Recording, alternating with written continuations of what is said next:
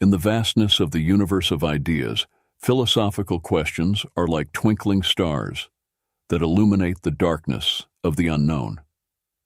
Amidst this intellectual spectacle, C.S. Lewis's 37 phrases emerge as constellations of insight and inquiry, inviting us to explore the deepest mysteries of human existence. These brief yet impactful words serve as portals to a journey of reflection and discovery. What do these phrases reveal about the nature of truth, morality, and life itself? How do they challenge us to rethink our own conceptions and delve into the depths of human thought? In this analysis, we will unravel the power of these C.S. Lewis phrases and explore the universal truths they reveal.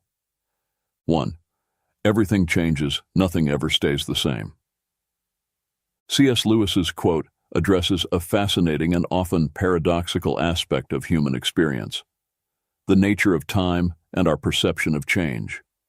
The first part of the statement, "Everything changes, nothing remains the same," reflects a fundamental truth in many aspects of life and the universe. From the laws of physics, which show that the universe is in a constant state of change and evolution, to transformations in society, technology, and our personal lives, change is a constant. The second part of the quote, "Isn't it funny how day by day nothing changes, but when you look back everything is different," speaks to how we perceive time and change in the short and long term. In day-to-day life, changes may seem insignificant or imperceptible because we are immersed in our routines, and the small daily variations do not seem to significantly alter the course of our lives. 2. There are far, far better things ahead than the ones you leave behind. This phrase by C.S. Lewis is an invitation to optimism and hope, encouraging us to look to the future with a positive perspective. The central idea is that, regardless of the losses or challenges we face, the future holds possibilities and joys that surpass what has been left behind.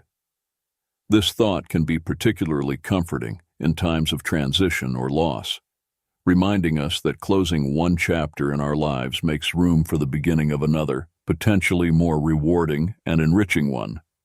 Lewis, with this statement, also touches on the transitory nature of life and the importance of not clinging excessively to the past or material things. Excessive attachment to what has been can prevent us from fully embracing new opportunities and experiences.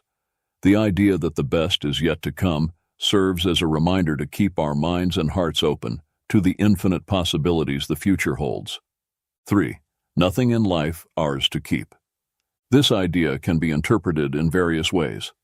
In a material sense, it suggests that generosity and the act of sharing with others can enrich our own life experience, providing a sense of satisfaction and purpose that simple accumulation of material goods cannot offer. On a deeper level, it can be argued that only through generosity and altruism can we truly experience the richness of life, as it is in giving that we receive.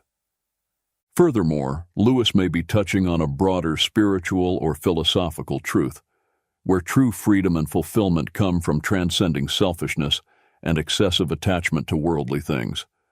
By opening ourselves to others and connecting to something greater than ourselves, we can find a sense of possession and belonging that is deeper and more enduring.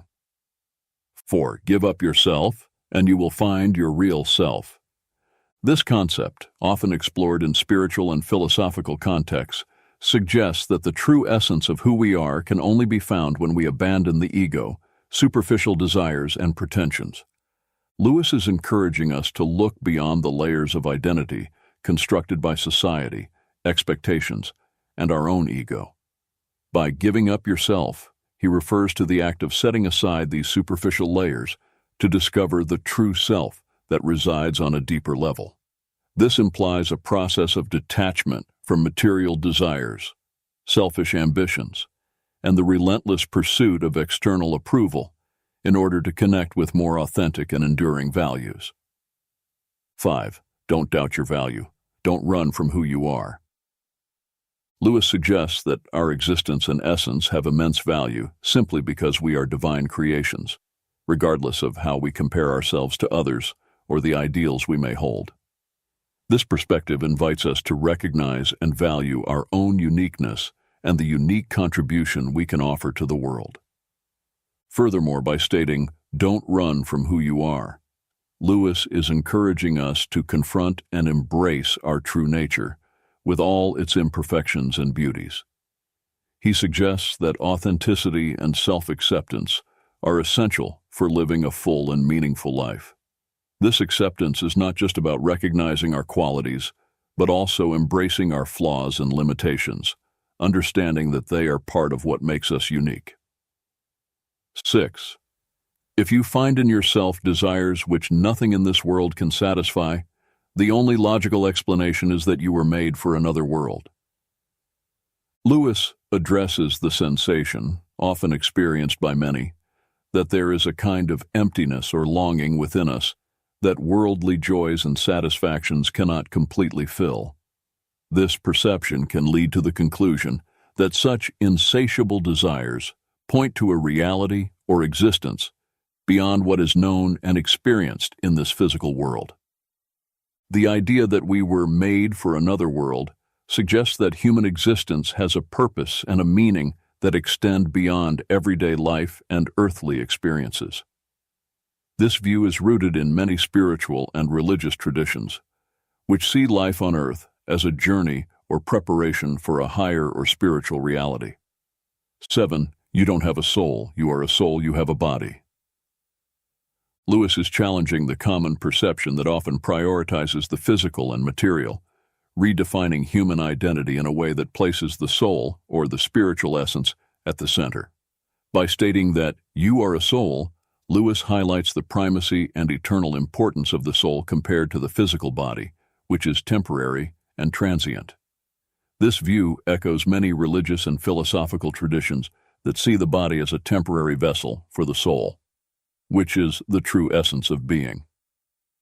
The idea that each of you will still be alive after the dissolution of the physical universe speaks to the belief in the continuity of the soul's existence beyond physical death. Lewis suggests that the true essence of who we are transcends the limitations of time and physical space, pointing to a spiritual reality that is eternal and unchanging. 8. Don't shine so others can see you. Shine so that, through you, others can see God. This idea is deeply rooted in the Christian notion of testimony, where an individual's life is seen as a mirror or a beacon that reflects God's light to the world. Instead of seeking personal glory, Lewis suggests that we should aspire to live in such a way that our actions, words, and even our presence allow others to glimpse divinity, goodness, and truth that transcend our individual existence. This perspective shifts the focus from the self to the other, and ultimately to the divine, promoting a way of living that is marked by generosity, service, and authenticity. By shining not for our own enhancement, but to illuminate the path to God, we are called to an existence that values humility and altruism, recognizing that our greatest contribution may be to facilitate others in finding their own connection to the sacred. 9. Hardships often prepare ordinary people for an extraordinary destiny. Lewis suggests that challenges and adversities are not mere meaningless obstacles, but rather instruments of growth and preparation. Difficulties have the potential to transform us, shaping our character and refining our virtues in ways that prosperity and ease simply cannot. This process of growth through adversity is often what prepares us to take on larger roles and responsibilities, leading us to destinies that far surpass our initial circumstances. By mentioning that God allows these experiences of low points, Lewis is touching on the notion that there is a divine order and purpose behind life's events, even those that seem negative at first glance. The lessons learned through adversity are seen as essential to our spiritual and personal development, teaching us perseverance, compassion, humility, and dependence on a force greater than ourselves. The idea that God does not make anyone wait unless it is good for him to wait reflects a view that God's timing is perfect, even if we do not immediately understand it. Patience and waiting are seen not as emptiness or meaningless inactivity, but as an opportunity for internal growth and preparation for what is to come. Thus, Lewis encourages us to face difficulties and periods of waiting, not as abandonments, but as integral parts of a larger plan that leads us to an extraordinary destiny. 10. Experience is the most brutal of teachers. By referring to experience as the most brutal of teachers, Lewis is underscoring the often harsh and unforgiving nature of real life as a vehicle for learning. Unlike theoretical or academic learning, experience educates us through successes, and more often through failures, losses, and challenges. These moments can be painful and difficult to endure, but they are also incredibly potent in forging character, resilience, and wisdom. The second part of the phrase, "but you learn, my God, do you learn," emphasizes the effectiveness of this type of learning. Despite its brutality, or perhaps because of it, the lessons learned through experience tend to be deeply internalized. The direct experience of consequences, whether positive or negative, engraves knowledge in a way that passive instruction rarely achieves. 11. Repeated failures are fingerposts on the road to achievement. In describing failures as fingerposts, Lewis suggests that each failure serves as a lesson and a guide, pointing towards adjustments and changes necessary in our approaches, strategies, or even in our understanding. These posts illuminate the way, offering critical insights that help us navigate the path towards our goals. The idea of failing forward is particularly powerful. It implies that each failure, instead of pushing us backward, actually propels us forward, bringing us closer to success. This is because we learn, adapt, and grow through our experiences of failure. This concept encourages a mindset of resilience and persistence, where obstacles are seen as opportunities for development and improvement. 12. You are never too old to set another goal or to dream a new dream. Lewis challenges the notion that age is a barrier to aspirations, goals, and dreams. He emphasizes the infinite capacity of the human being to reinvent oneself and pursue new directions, regardless of where one stands in their life journey. This idea is an invitation to reject self-imposed limitations and social expectations that often accompany aging. Instead of viewing old age as a time to slow down or give up on new endeavors, Lewis suggests that there is always room for new beginnings and possibilities. This can be particularly inspiring for those who may feel they have missed opportunities or that it is too late to pursue passions or interests that have been set aside. Essentially, Lewis reminds us that the ability to dream and aspire knows no age limits. This message serves as an encouragement to continue seeking growth, fulfillment, and joy in all stages of our lives, embracing the ongoing journey of discovery and renewal. 13. Don't let your happiness depend on something you may lose.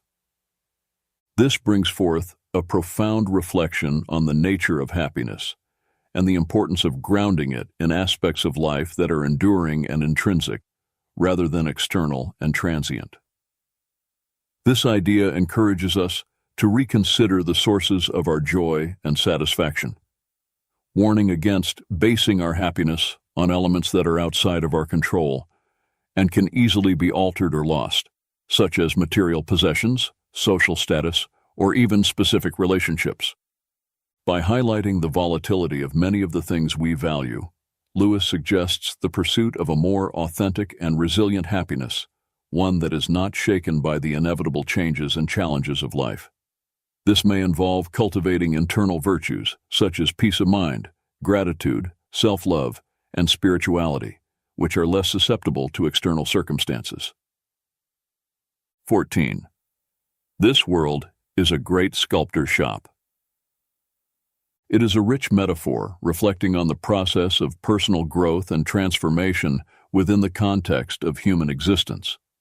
Comparing the world to a sculptor's workshop, Lewis suggests that life experiences, with their challenges and opportunities, act as the tools and techniques used by a sculptor to shape and define their creations.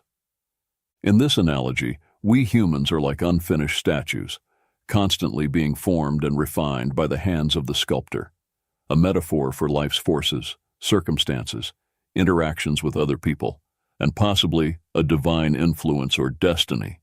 Each experience carves our character, molds our values, and affects our life trajectory, contributing to the ongoing process of becoming who we are meant to be. The rumor that some statues will come to life can be interpreted as an allusion to the idea of reaching a state of awakening or spiritual enlightenment, where one becomes fully aware of their purpose, their essential nature, and their connection to something greater than themselves. This can also be seen as a moment of personal fulfillment, where a person transcends previous limitations and emerges more alive, authentic, and fully realized. 15. We are mirrors whose brightness, if we are bright, is wholly derived from the sun that shines upon us. Comparing ourselves to mirrors suggests that our value and brightness are not inherent, but reflected from a larger external source, in this case, symbolized by the sun. This source can be interpreted in various ways, including love, truth, beauty, or in a spiritual context, the divine. The idea that our brightness is wholly derived from this external source reminds us of our dependence and connection to something beyond ourselves to find meaning, purpose, and light in our lives. The second part of Lewis's reflection about the importance of keeping the self clean and bright to have a clear view of God reinforces the idea that our ability to perceive and reflect truth and beauty is affected by the state of our inner being.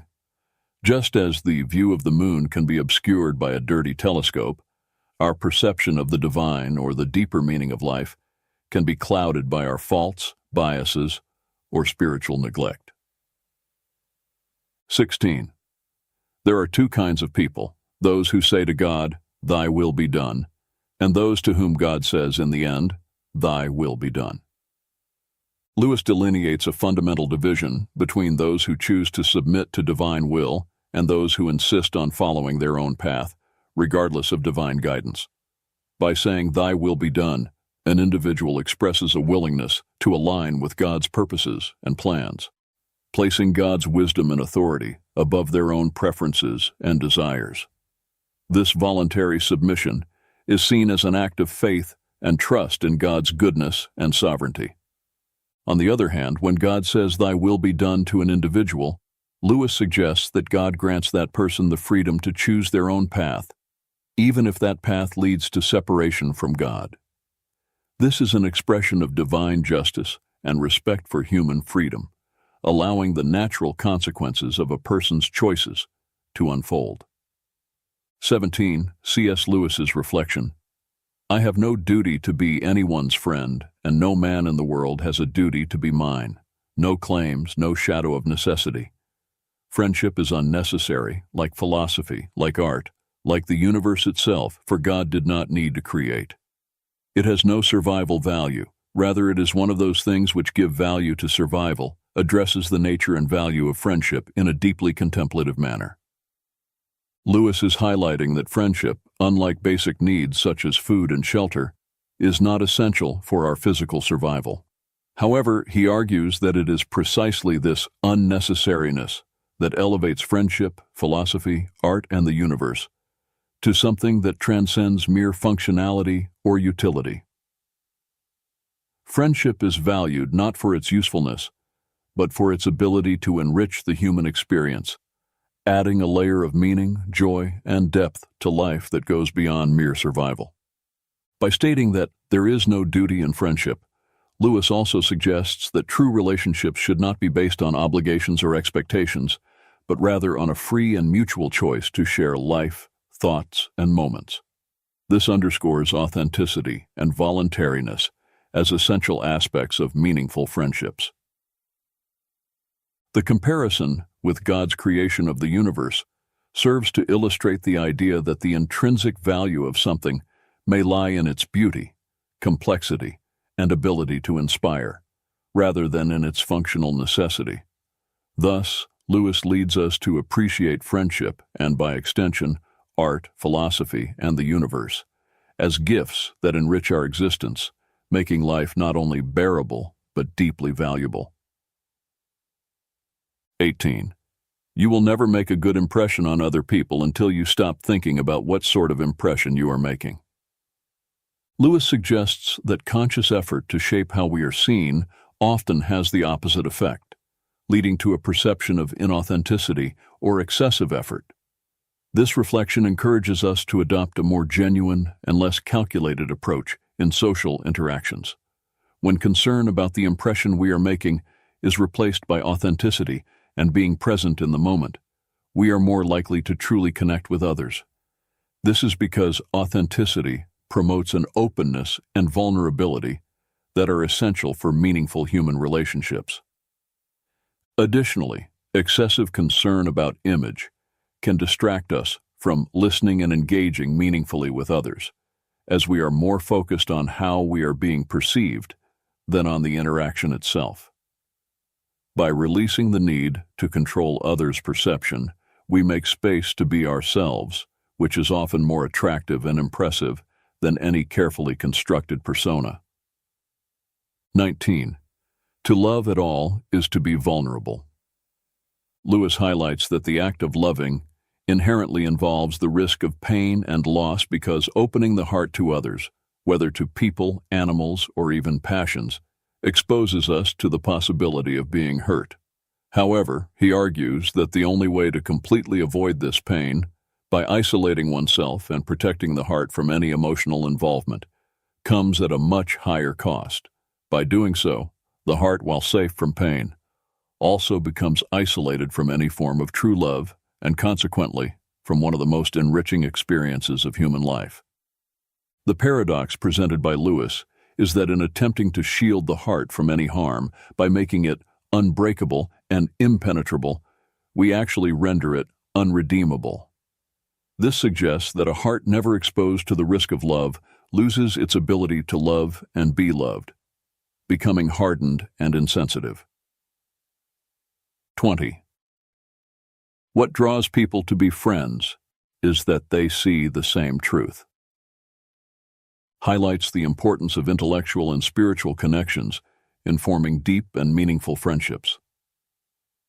Lewis suggests that at the core of true friendships, there is a mutual recognition and appreciation of certain values, ideas, or fundamental truths that transcend superficial circumstances or passing interests.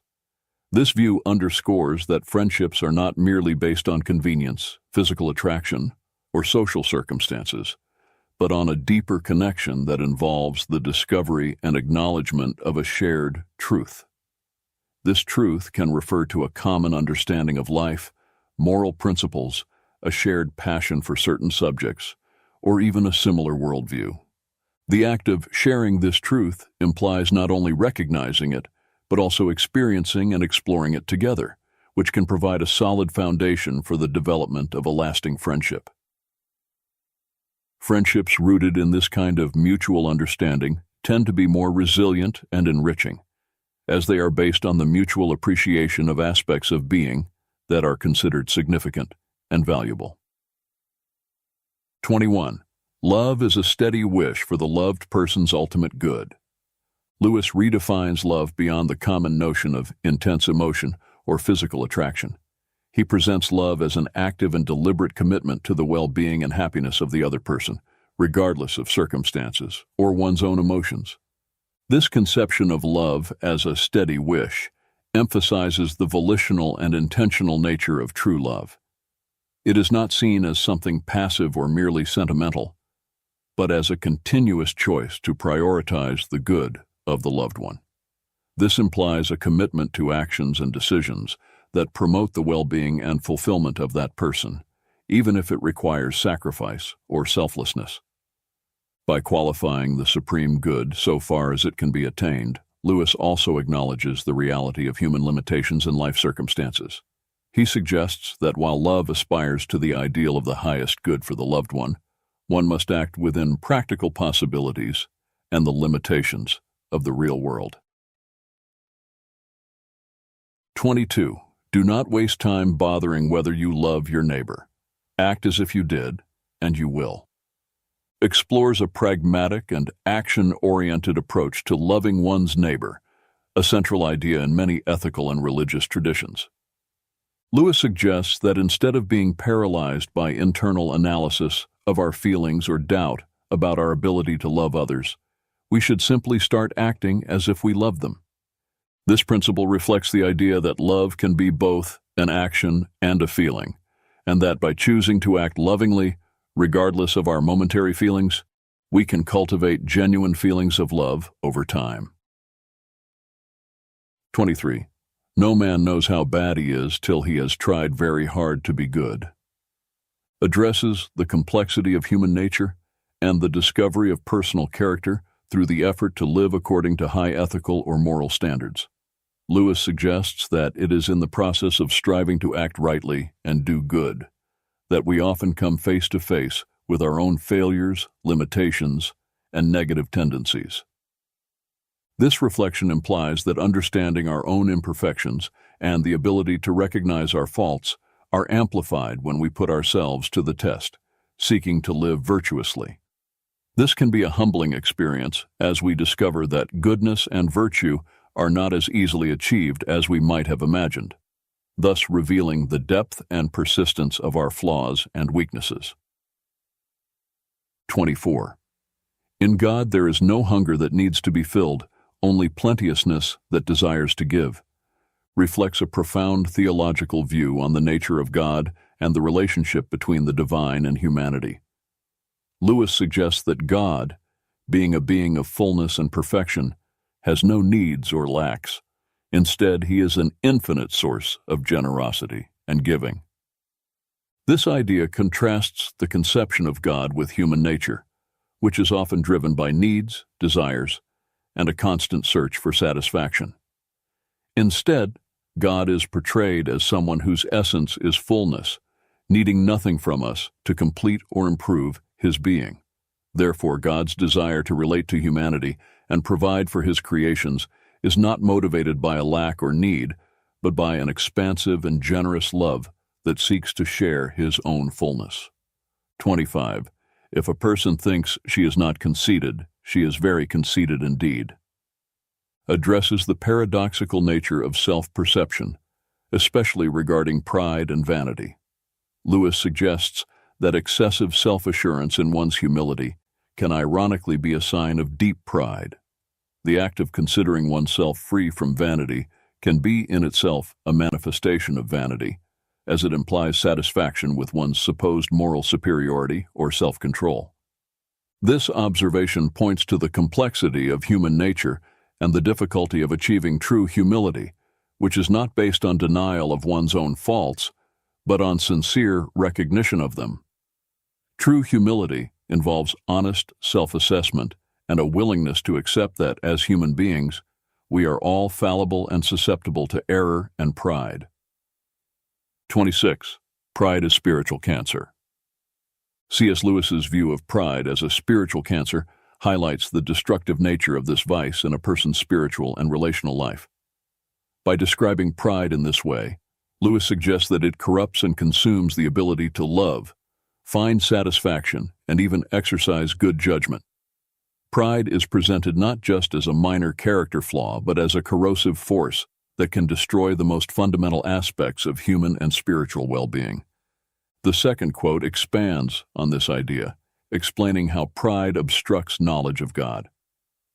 Lewis illustrates this with the image of a proud person who is always looking down, both literally and metaphorically, judging others and circumstances from a position of supposed superiority. This posture of looking down symbolizes a self-imposed barrier that blocks sight and openness to higher realities, including the spiritual. Therefore, as long as one is stuck in this attitude of pride, they will be unable to perceive or connect with God, who is above in the spiritual sense. Both quotes emphasize the idea that pride not only negatively affects interpersonal relationships and self-image, but also constitutes a significant obstacle to spiritual growth and perception of realities beyond the self. Lewis invites us to recognize pride as a serious impediment to love, genuine happiness, and wisdom, encouraging a constant pursuit of humility as a path to spiritual health and true knowledge. 27. Only the pure in heart want to see God. This quote distills a profound truth about the nature of spiritual longing and the necessary condition for genuine seeking of God. Lewis suggests that purity of heart is not only a quality that makes someone fit to encounter God, but also the very characteristic that awakens the desire to seek Him. Purity of heart can be understood as a cleansing of intentions, an absence of falsehood or duplicity, and a sincerity in the pursuit of truth and good. This purity involves an orientation of the being toward what is genuine and good, free from the distortions of selfishness, pride, and disordered passions that can obscure spiritual vision and deflect the quest for truth. By stating that only the pure in heart desire to see God, Lewis is highlighting the idea that the desire to know and draw near to the divine requires a certain inner disposition characterized by purity and sincerity. This implies that the spiritual journey toward God begins with an inner work of purification and alignment of the desires of the heart with spiritual values. 28. Human history is the long, terrible story of man trying to find something other than God which will make him happy. C.S. Lewis's statements about human pursuit of happiness outside of God reflect a deep critique of the nature of human aspirations and endeavors throughout history. Lewis suggests that the relentless quest for satisfaction in earthly things, whether wealth, power, pleasure, or status, is futile, as true happiness and peace cannot be found apart from God. God cannot give us a happiness and peace apart from Himself, because it is not there. This assertion highlights the view that any attempt to find lasting contentment outside of a relationship with the divine is doomed to failure, as the true source of peace and joy resides in God. To what will you look for help if you will not look to that which is stronger than yourself? This rhetorical question invites reflection on the need to seek support and guidance in a force greater than our own limited human capacity, suggesting that reliance on purely human resources or solutions is insufficient to address life's fundamental challenges. All that we call human history, money, poverty, ambition, war, prostitution, classes, empires, slavery, is the long, terrible story of man trying to find something other than God which will make him happy. This observation about human history as a series of failed attempts to find satisfaction in earthly substitutes for God underscores the view that many human endeavors and conflicts stem from a misguided search for meaning and contentment. Together, these reflections by Lewis challenge us to reconsider the sources in which we seek happiness and purpose, encouraging a reorientation toward spiritual values and a deeper relationship with the divine as the path to true satisfaction and peace. 29. Forgiving does not mean excusing. This quote distinguishes two fundamental attitudes toward dealing with offenses or mistakes. By stating that forgiveness does not equate to excuse, Lewis highlights the importance of acknowledging the seriousness and reality of an offense without allowing it to perpetuate resentment or hostility. Forgiveness implies a conscious decision to release resentment or the desire for retaliation against someone who has wronged us, even when we recognize that the act committed against us was wrong and unjustifiable. This distinction is crucial because it recognizes the responsibility of the offender without allowing that offense to dominate future relationships or the emotional state of the offended party. In contrast, excusing someone often involves minimizing the offense or justifying the offender's behavior, potentially ignoring the harm caused. Thus, excusing can inadvertently enable or validate harmful behavior. Lewis suggests that forgiveness is a deeper act that requires considerable moral strength. It involves choosing to respond to wrongdoing with a kind of mercy that does not deny the injustice of the act, but chooses not to define oneself or be consummated by it.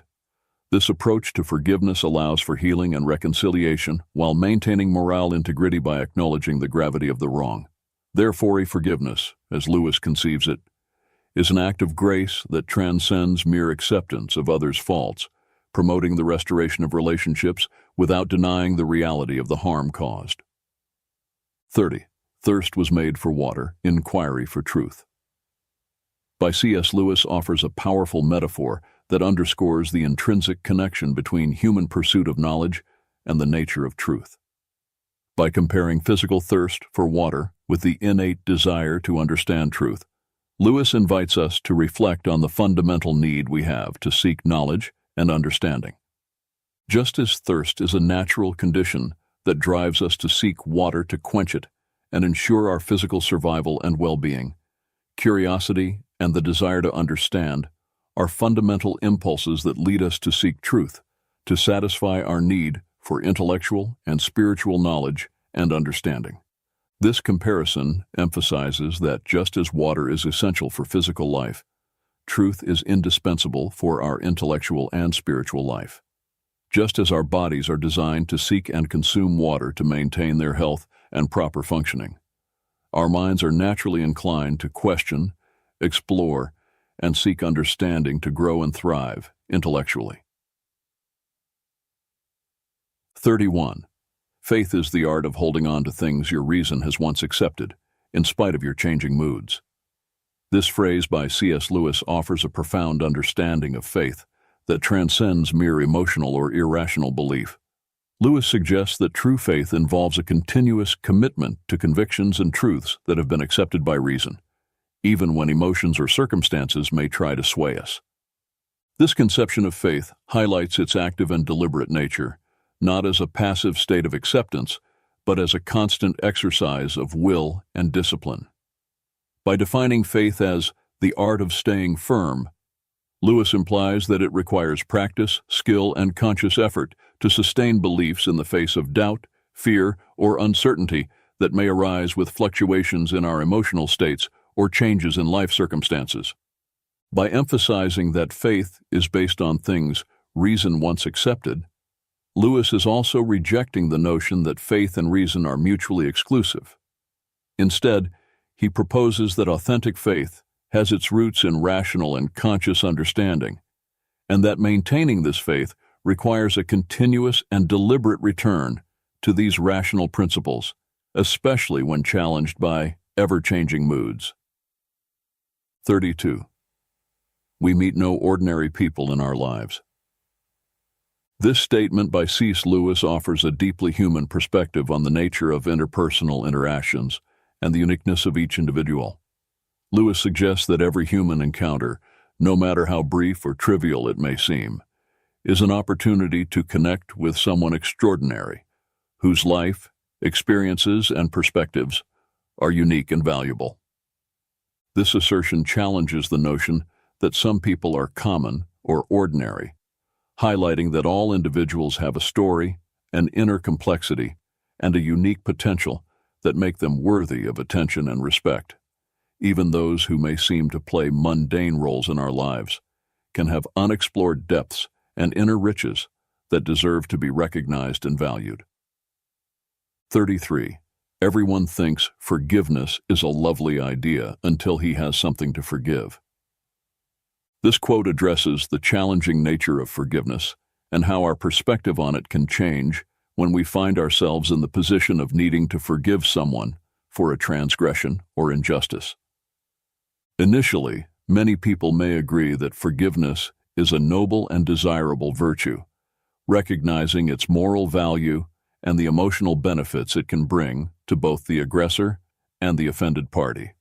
However, when confronted with the reality of a situation where they have been hurt or harmed by someone else, the act of forgiveness can become much more difficult than they imagined. This quote highlights the human tendency to idealize forgiveness when we are not directly involved in situations of conflict or hurt.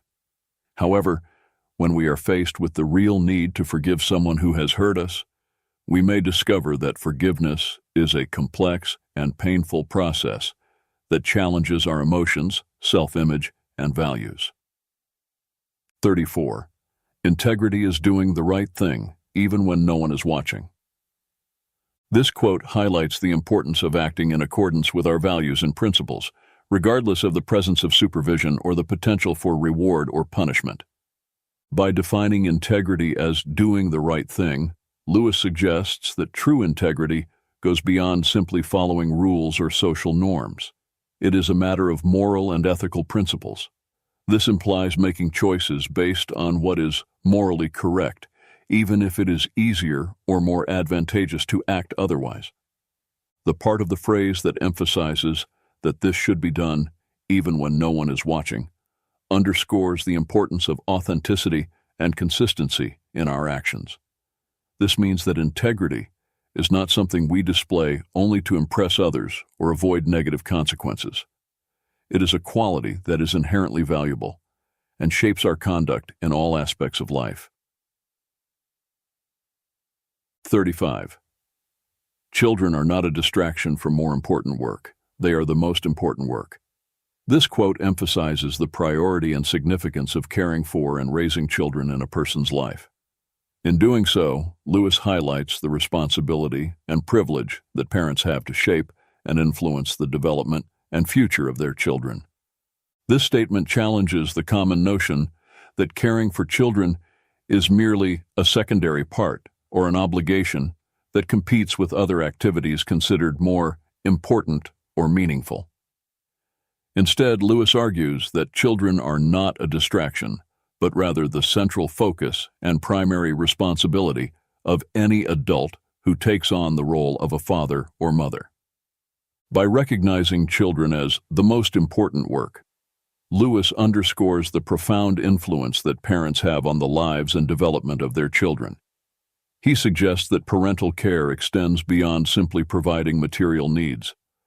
It involves nurturing, educating, guiding, and loving children, preparing them to face life's challenges and become responsible and compassionate adults. 36. A children's story that can only be enjoyed by children is not a good children's story. Lewis argues that a story intended for children should be able to captivate and enchant not only the child audience, but also adults, regardless of their age. This statement suggests that the best children's stories transcend age limitations and have a universal appeal that resonates with readers of all ages. They should contain elements such as imagination, adventure, wisdom, and emotion, which can be appreciated and valued by people of all ages, from the youngest children to the oldest adults. By emphasizing that a good children's story should be able to attract a broader audience, Lewis acknowledges the importance of the power of narrative to educate, inspire, and entertain people of all ages. He suggests that, even as we grow and mature, we never lose our love for the magic of enchanting stories, and that we should continue to seek out that magic throughout our lives. 37. True humility is not thinking less of yourself, it's thinking of yourself less. By stating that true humility is not thinking less of yourself, Lewis highlights that self-esteem and recognizing one's own worth are not incompatible with humility. On the contrary, genuine humility involves a balanced view of oneself, free from arrogance or pride, but also free from self-deprecation or underestimation. The second part of the phrase, "it's thinking of yourself less," points to the essence of true humility. It suggests that genuine humility is characterized by a shift of focus from the ego and one's own needs to the needs and interests of others.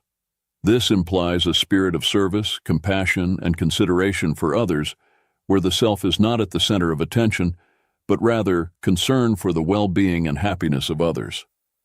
This quote challenges the common notion that humility is linked to self-denial or lack of self-esteem. Instead, Lewis argues that true humility is rooted in a balanced view of oneself, combined with a sincere willingness to put others first. As 37 quotes by C.S. Lewis offer a rich and multifaceted tapestry of wisdom and insight into various aspects of human life, faith, morality, and the human condition. Together, these quotations form a comprehensive panorama that invites deep reflection and personal introspection. A conclusion we can draw from these quotes is the importance of seeking truth, authenticity, and integrity in our lives. Lewis reminds us that true wisdom lies in the ability to look beyond superficial appearances and delve into the essence of things, cultivating a deeper understanding of the world and ourselves. Moreover, the quotes highlight the importance of empathy, compassion, and love for others, as well as the need to cultivate virtues such as humility, forgiveness, and gratitude in our daily lives. They challenge us to grow, to learn, and to evolve as individuals, constantly striving for moral and spiritual excellence. Another recurring theme in these quotes is the idea that true happiness and fulfillment are not found in material achievements or external successes, but rather in connection with the divine, in cultivating meaningful relationships and in serving others. Ultimately, C.S. Lewis's words remind us that the journey of life is a continuous search for meaning, purpose, and transcendence. They encourage us to embrace the challenges, to embrace the journey of life with courage and determination, and to constantly seek truth, goodness, and beauty in the world around us.